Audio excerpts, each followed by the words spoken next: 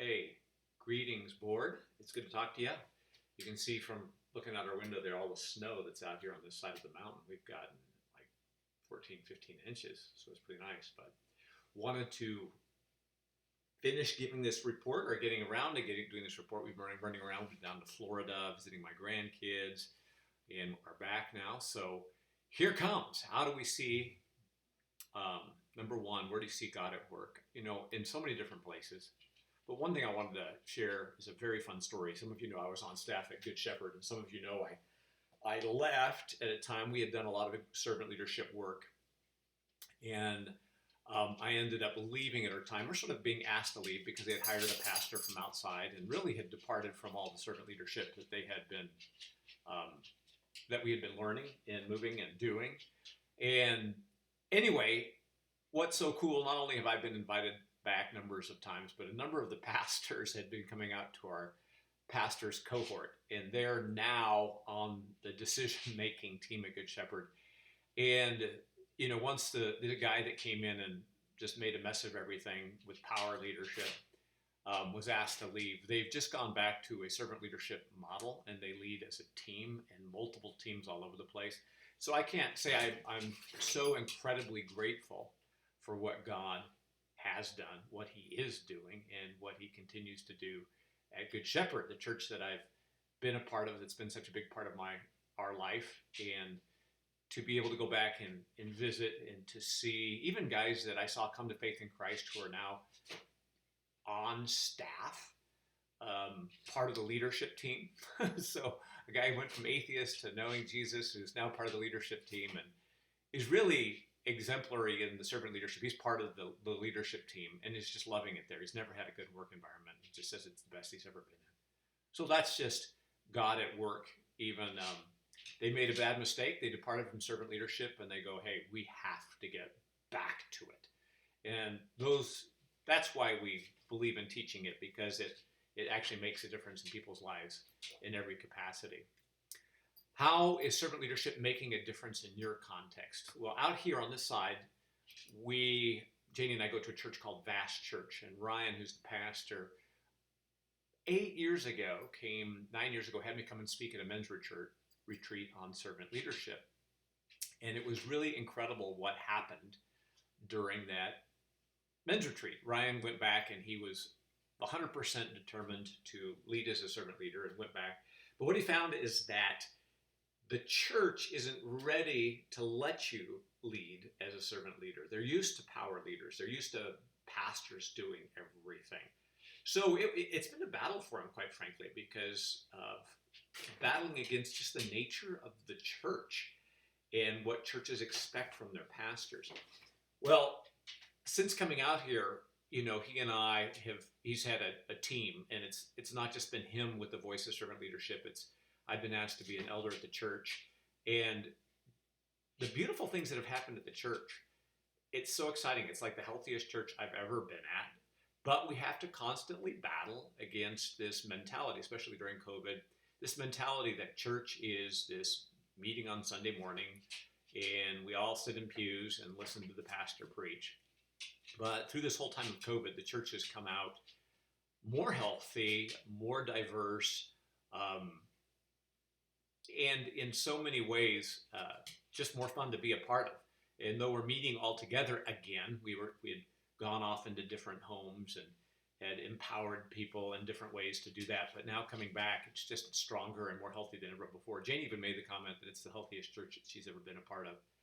And in Vast, we have this men's servant leadership group. We've been not only teaching and talking about servant leadership in our staff meetings, and the staff meetings have been amazing because not only does our staff come, but staff from other churches has come to our staff meetings, and staff from Young Life, who usually honestly has a hard time in their relationship with churches. Churches don't know what to do with Young Life staff, but they've been coming to our staff meeting. And then we've had this men's servant leadership group on Thursday mornings with a lot of the business owners around.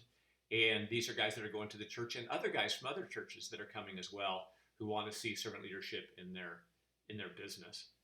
Then what's really fun is 10 years ago, Vast came out of Sisters Community Church, and it wasn't pretty how it happened. There were some really dysfunctional things happening that Vast got started that were happening in Sisters Community Church, and there was a lot of pain and a lot of hurt. But guess whose church building we're using now? Sisters Community Church. And Sisters Community Church's pastor really wants Vast. They've been struggling, they've been having a hard time as a church, really wants Vast to come in and to lead Sisters Community Church and for the churches to come together. So you can pray for that, because that's, it's a beautiful thing in the community that we're using the same facilities. We're partnering. We're doing a lot of different church men's ministry together. We're doing a lot of church activities together. But is it God's will for the two congregations to come completely together? That's beautiful. And that has happened because of Ryan and his commitment and the elders' commitment to servant leadership in working with other churches in the community.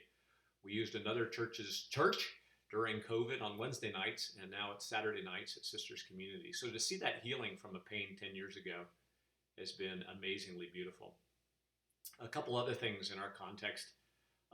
Some guys in the servant leadership cohort, Lauren Morrill, who's been coming down, he's up at a church in Alaska. He actually had to leave Alaska as pastor because his wife was not doing well with the cold and the darkness. And that was hard, but he had led in such a way that he was empowering his elder team to preach and to teach, and they've assumed the responsibilities of that church.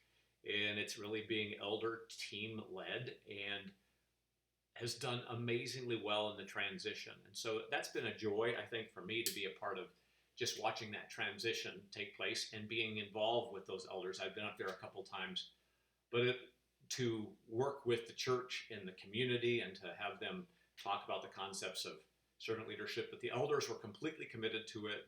They're continually leading through it.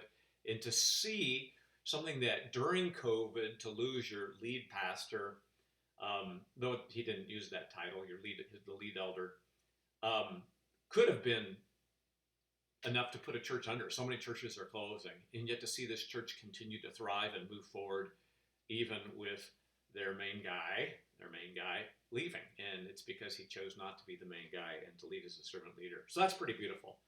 Also, Southwest Hills, I'm going up there this weekend to speak, but their pastor, who was committed to servant leadership, and their team, he was invited into a church that has a good heart, but had him preaching out of 52 weeks, had him preaching 45 of them. And that was killing him. And I said, well, you know what? Talking about how do you lead as a team? How do you preach as a team?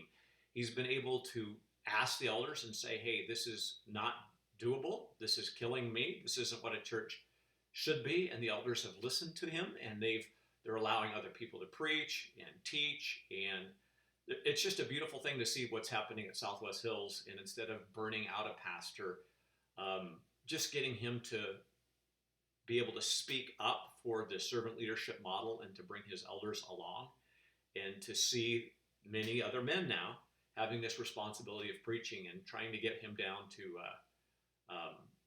to preaching about 35 times a year instead of the 48 or whatever it was, 45 that they had doing. And it's working, and it's fun to see the elders listening to him as he's moving forward. What are the opportunities for expansion? There are a lot more other things about how it's making a difference in our context, but just briefly, expansion. We're going to be doing a new pastors cohort. We had about 10, 12 pastors come through that last one. And what's really exciting about this one is Gresham.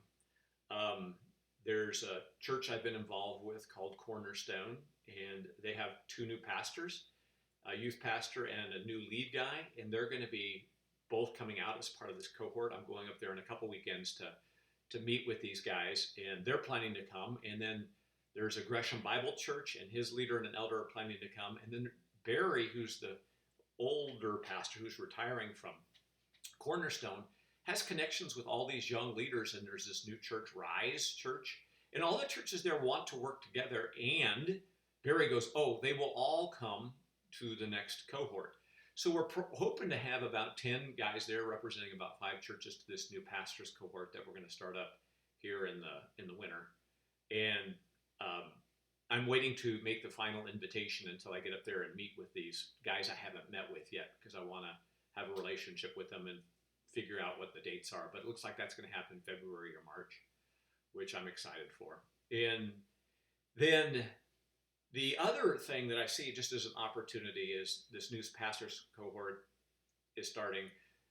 Probably the most exciting thing I see happening is getting to mentor and work with Williams in Nigeria. I think this really has shown me that all over the world we can grab a hold of leaders who want to see servant leadership start, and because we haven't been able to go over there during COVID, you can really once a week meet, like I've been meeting with Williams, and just walk him through. It's interesting, walk him through how, not only how to lead the group, but Williams has asked me just to come along and mentor him. So we're walking through a bunch of stuff in servant leadership, and just to see what he's doing and how excited he is, and how excited the people that he's mentoring are. And the guys who are in this cohort, it's changing their life. And he's leading a bunch of young guys. I'm sure they're going to tell you about it, but from the seminary, and there's more that are going to get started. So that's exciting to see that you can mentor these guys online, and that they really can do it better than if I were to even go over and start something. Planning to go over and visit the group there in Nigeria in March, but I would love to see this consulting continue in other countries, and so we're praying for ways of doing that. Also, we've been working with team leaders from mission organizations. We were in Turkey for a while, and that's been incredibly exciting to get to go meet with the leaders and meet with the teams. And so we're trying to figure out, again, as far as expansion, ways in which we can help be involved in the training of team leaders in different mission organizations, because it's so needed. And to have had our foot in there in Turkey with 3 different teams was really exciting to see what took place and how we were able to help those teams through some real difficult times that they were going through was really fun. So we would like to see that more. Also, some stories of hope on how servant leadership is making a difference. I could share a lot of them, honestly, just a couple. So 8 years ago, I talked about how I did this retreat a men's retreat for all the churches and sisters. And there was not only did Ryan run with that in a vast church, but there was another guy. Sisters Coffee is a big coffee place out here, but they have several different locations, stores in different locations, and they do a lot of their own, they do all their own roasting, and they're buying and selling retail and wholesale. But Sisters Coffee, the guy who he came to the retreat 8 years ago. His name is Justin, and he goes, I'm going to lead. He's the CEO of Sisters Coffee. His parents owned it, and they gave it to him. I'm going to lead this company in servant leadership. So that became one of their values, and he's been learning what he can from Ryan and from all kinds of resources, and has led this place in an incredible way. And so what was really fun is here we've had this men's group meeting every Thursday morning, and he's been a part of it, and he invited me to come out and share with the staff, the leadership of the Pearl District Sisters Coffee, of the one in Bend Sisters Coffee, the one here, and the heads of the roasters, and his brother and sister who are also owners of Sisters Coffee, and who are leading with him in different capacities. And by the way, who have walked away from their faith in Jesus and from the Christian faith. Yet they totally buy into this servant leadership. And what was so fun is to get to go in and meet with them first, and to see how servant leadership is allowing him to have a common language with his brother and sister about Christian values and how to lead an organization. And they hear this language, and they're all on board for the servant leadership, and they see these values and how they're influencing the whole staff. So my wife and I went up for a whole day of training with them, and we did some stuff with them for a couple of hours and got to stay and hear what they're doing and how their vendors, the people they're buying from in Burundi and the people they're buying from down in Brazil, the relationships that they've built with them. It's just an incredible story that when they were running short on coffee because of some weather problems, they immediately said, no, we're going to sell to you first because you guys care about us and you love us. And then to see the diversity, in Sisters Coffee, I mean, there's just every walk of life, LGBTQers and everything. And these guys say Sisters Coffee is the best place I've ever worked. Some have been working there 13 to 15 years. And they treat people with respect, with dignity. They're about empowerment, and everybody is saying this. And so it was so exciting to see that it's been not only working, but to be able to come back around 8 years after I gave a talk in some place and to see how it's impacted a business and a church. That's a story of hope. And just another story of hope of how it's making a difference. I was just on the airplane coming back from Florida, sat next to a guy. It was supposed to be my son, but we got all separated because of the bad weather and the cancellations. And they gave Dalen a flight earlier than us, and a guy who sat next to us, who was my son's age, just a few years older, and he had been moved up to the place where he's a leader of a team. They do railroad switches, the computerization of railroad switches, and he's a programmer, and he's now the head of the team. And I said, have you ever heard of servant leadership? And he goes, no, what's that? And so I started talking about servant leadership, and he was so involved. 2.5 hours we talked on that plane, and not just about servant leadership, which he's just going, wow, this is so cool.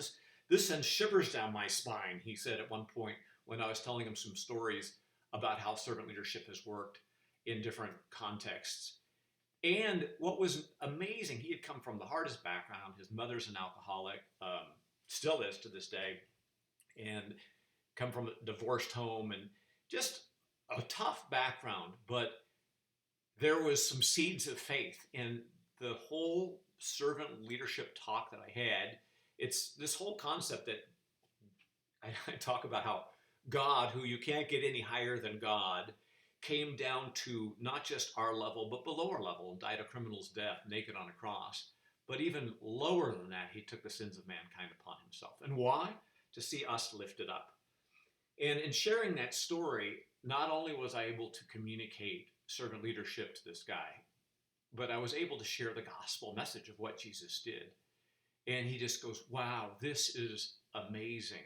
There is no greater humility than what God has done for us. And I said, yep, that's where servant leadership comes from. It's the heart of who God is. And that's why we know in our heart it's right. And that's why it works. And that's how lives are transformed. So anyway, I got home and I sent him a couple of books, and he wants to lead that way. And that's happened so many times, conversations of servant leadership. It leads right into the gospel, because that's what the gospel is. God coming down to see us lifted up. So anyway, thank you, board, for who you are. I could share so much more because there are really fun things happening. But thank you for what you guys do. We appreciate you. And any questions you have, always feel free. You can directly contact me and my wife at any time. We'd love to have some of you come out and see our place. We've had probably 150 to 200 people come through our place. Since we've had it, God's given us an amazing provision to have leadership retreats with servant leadership retreats for high school students and young adults. And so it's exciting to be here, and appreciate you, love you. And I'm going to close by praying for you guys. Lord, I thank you for the board. I thank you for their time. I thank you for their volunteering to serve us who are employees, but to serve the organization and to serve people in their own contexts. Lord, we are grateful that you've called us to be your servants, and it's a joy, it's a privilege, it's exciting.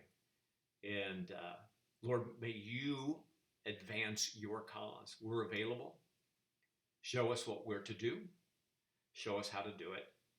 And just give us green lights and show us where to go and what to do and what to say. And thank you for that this is your work, and we get to be involved in it. In Jesus' name, amen. Thanks, guys and gals.